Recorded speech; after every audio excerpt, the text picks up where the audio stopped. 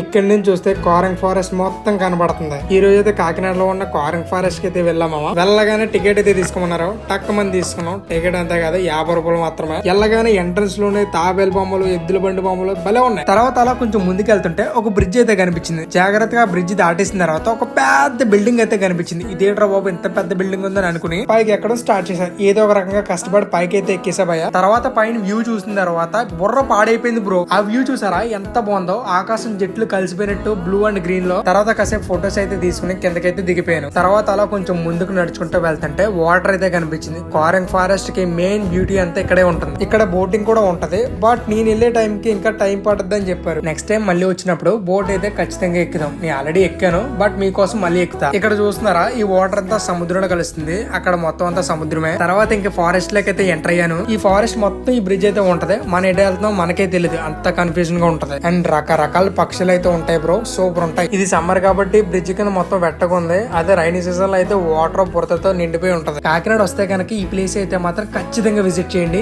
Next level experience అయితే ఉంటది మీకు. అండ్ ఈ వీడియో కాకినాడలో ఉన్న వాళ్ళు ఎవరైనా చూస్తే కమెంట్ చేయండి. That's it for today. ఇలాంటి వాల్యుబుల్ కంటెంట్ కోసం మన అకౌంట్ ఫాలో చేసుకోండి.